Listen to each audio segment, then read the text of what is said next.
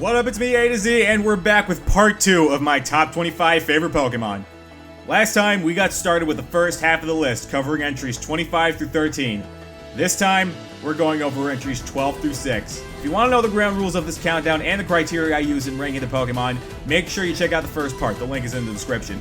With that said, let's begin the second half of the list. I'm gonna start this entry by telling you guys that I used to be scared of dogs as a kid. And if I ever saw a dog like this as a kid, I would have been scared out of my damn mind. Houndoom. A Pokemon that, let's be honest, if you saw this thing in the real world, you'd run for your goddamn life. Don't you lie to me. I see you over there, shaking in your boots. Or sneakers. I'm heavily assuming you're wearing shoes right now. Anyway, Houndoom has all the makings of an intimidating Pokemon. It's based off Cerberus, it looks like a Doberman, it's got demon horns made of bones, and it's got a skull on its neck. Okay, maybe I'm reaching a bit here, but it does resemble a skull a bit. Houndoom is also a combination of two of my all-time favorite types, Fire and Dark, which also happen to be two amazing offensive types. Unsurprisingly, Houndoom excels at dealing damage with high offensive stats, a good speed stat to complement them, and a good move pool. While it does wish it had more coverage, as all it really has is Solar Beam, Sludge Bomb, and Thunderfang, I guess. Fire Blast and Dark Pulse are usually enough to get the job done, especially given the fact that it has access to Nasty Plot. As expected, due to its typing, it's a bit frail. But lucky for it in X and Y, Mega Evolution fixed that little problem. Mega Houndoom is bulkier, it hits harder, it gains respectable speed boost, and it now has an actual skull on its neck! Look at that thing and tell me you wouldn't run from that thing on sight! Houndoom and I go way back, and even after all these years, I still have a massive appreciation for it.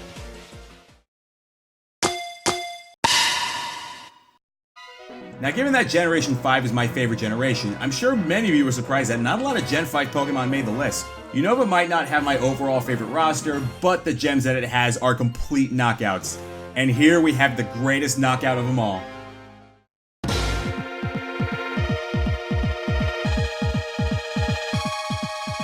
Haxorus. First of all, Axew is friggin' adorable. I mean, look at him. Let's look at him. You'd never think something so adorable could evolve into a weapon of mass destruction. Haxorus hits like a freaking semi-truck with base 147 attack. And unlike Rampardos, the rest of its stats are actually very respectable. High base 97 speed and access to Dragon Dance allows it to outspeed a lot of threats as well as hit even harder. Decent defenses and HP help it survive at least one attack, so it can set up if it needs to. The move pool, outstanding. Stab on Dragon Claw and Outrage, Earthquake, Poison Jab, and X-Scissor for coverage. And then, there's Swords Dance. Why? Why does this thing need Swords Dance? Is 147 base attack not enough? Like, do we really need to double that? Now to end this, I personally would have loved for Haxorus to be a part Steel type as well. I mean, with that axe jaw, like, come on, it would have been the perfect opportunity. Just imagine Stab Iron Tail on this thing against fairies. But honestly, even though it's not a part Steel type, I'm glad with what we got with Haxorus. It's a Pokemon I always try to find a spot for on my team, especially in Black and White. And I can say with confidence that it's my favorite Pokemon from Unova. Again, I'm sorry, Kevin. I hate to break it to you, but Polly was my favorite on that team, not you. Now, this is an entry I'm sure a lot of you were not expecting. And if you were expecting it, I'm sure you weren't expecting it to be in the top 10. I honestly have a soft spot for Ampharos. I remember using a Mareep when I played Pokemon Silver for the first time, and I had a lot of fun using it. In fact, every time I replay Heart Gold or Soul Silver, I always find a spot for Ampharos on my team. I like it that much. I'm a huge fan of its design as it keeps the sheep motif, but it also shares traits with the lighthouse as its tail can be used as a beacon. Now, typically, electric-type Pokemon are known for being very fast with frail defenses. Ampharos, however, is not your typical electric type. Instead of being fast and frail, Ampharos is more bulky and considerably slower than the average electric Pokemon. Not only that, it's a very competent special attacker. Base 115 special attack and a wide special move pool make it quite the threat. Honestly, the fact that it's stronger and bulkier compared to typical electric types makes it really fun to use in my opinion. Now of course, I'd be remiss if I didn't mention Ampharos' deadly and absolutely fabulous Mega Evolution. Look at that mane, Fabio ain't got nothing on those luscious locks. Seriously though, electric dragon typing, buff defenses, 50-point increase to its special attack, giving it the 11th highest special attack stat in the game. A slight speed drop might dissuade you, but it can learn agility, so no need to fear in that regard, since Mega Ampharos is definitely bulky enough to survive one turn, set up, and nuke everything with that gargantuan special attack stat. Ampharos is one of my most used Pokemon in history, being a member of my team in several playthroughs. As I said, the fact that Ampharos is so different from most electric types makes it so much fun to use, which helped it make a spot in the top 10. Now I'll start this entry by saying I've never really been an animal person, but real talk, if I had to have a pet, it would be an Arcanine. Classic. Arcanine's been one of my all-time favorites ever since I first saw it as a kid. I mean, look at it, it's a giant tiger dog on fire. Even if you're a cat person, you gotta admit that's pretty damn cool. Arcanine can back up those badass look with its battle strength. I mean, look at that base stat total. It's got a very respectable total of 555 with an extremely well-rounded spread. It can deal decent damage and take hits well. It's got access to great abilities, and its move pool's gotten better and better over the years, with access to Will-O-Wisp and Toxic for status effects, Morning Sun for recovery, Extreme Speed for priority, Crunch, Wild Charge, and Close Combat for coverage, and Flare Blitz for raw power. I mean, there's a reason this thing is called the legendary Pokemon. It might not officially be a legendary, but my god, does it have the potential to be one. I always felt bad for kids who had blue or leaf green instead of red or fire red. If for some reason they didn't pick Charizard, they would be stuck with Ninetales, who is nowhere near as cool or as good in battle as Arcanine. If I ever don't pick the fire starter in whatever game I play, I almost always use Arcanine as my fire type if I have access to it. Plus, riding around on this thing in Let's Go is so goddamn cool! One day I will have a shiny one.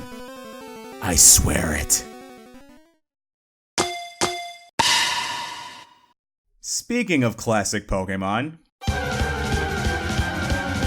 now this should come as no surprise, as Zapdos is universally seen as both the coolest and the best of the legendary birds. When I was a kid and I didn't care about using legendaries, I would always use Zapdos on my team.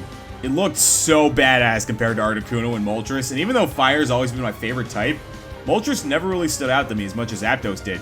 Now of course, being a legendary Pokemon, Zapdos has the stats to back it up, being the fastest of the legendary birds, having respectable enough bulk, and being able to deal a ton of damage. Now while it doesn't exactly have the most diverse attacking move pool, having very few coverage options, it does have access to some excellent support moves, and many people have Zapdos play a more defensive role on their competitive teams. Personally, I prefer to have Zapdos hit hard and fast, and my god can it do that. In closing, while Zapdos might be the mascot of a relatively obscure group of trainers, glory be to Team Valor, it still secures itself as my favorite legendary bird and one of my all-time favorite Pokemon.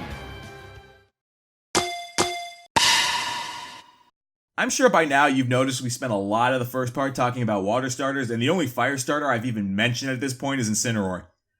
Why don't we fix that? Blaziken, the one and only KFC. Kickin' Fire Chicken. The first firefighting starter of many. Blaziken's concept and design just scream kick ass. I honestly think Blaziken is the last great fire-type starter before a decline that ultimately led us to Delphox, not counting Incineroar's redemption. Now of course, you can't mention Blaziken without mentioning its very interesting competitive history. In Gen 3, Blaziken was a decent mixed attacker with middling speed, and by Gen 4, it was pretty much outclassed by Infernape. And then in Gen 5, oh, it's banned. Okay then. Blaziken is the perfect example of an ability changing everything. Speed Boost made Blaziken one of the most broken sweepers in Pokemon history. With 120 base attack to start with and access to Swords Dance, Blaziken has no trouble at hitting things hard as hell on its own, but with Speed Boost, it now doesn't have to worry about being outsped after 1 or 2 turns. Nothing can challenge it. With moves like Flare Blitz, High Jump Kick, Stone Edge, Earthquake, and Knockoff covering all of its bases, Blaziken has the potential to one-hit KO almost everything in the entire metagame when boosted. Blaziken also has a Mega Evolution, which is basically Blaziken with much better stats, and an even sicker design. Higher attack and speed help it do a much better job at sweeping, but it has to sacrifice a hold item for the Mega Stone, so it all comes down to preference. Either way, Blaziken is an absolutely ridiculous sweeper, and being a starter, it's unsurprisingly a fan favorite. I've played the Hoenn game so many times throughout my life, and every playthrough I've done, I've always picked Blaziken. Honestly, there might only be one instance where I didn't pick Blaziken during a Hoenn playthrough. That's how much I love using it. Not knocking Sceptile or Swampert at all, it's just Blaziken's so goddamn cool.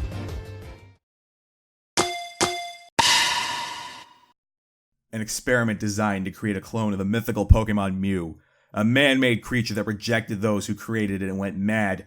An exact copy of a monologue that I did more than 2 years ago and decided to redo it because I clearly can't come up with original material. Mewtwo, the original Uber. Once known as the most powerful Pokemon in existence, Mewtwo's name struck terror in every child.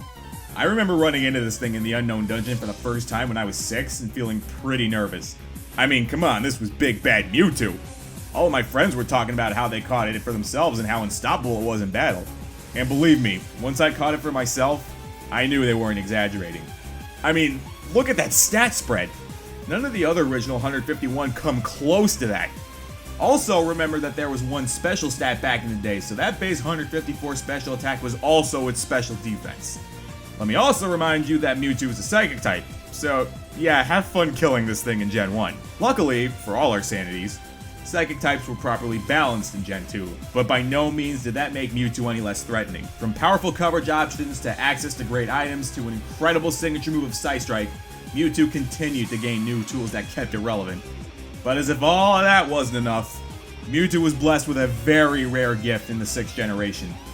2 Mega Evolutions. Its first Mega, Mega Mewtwo Y, drastically increases Mewtwo's natural abilities as a very fast special attacker.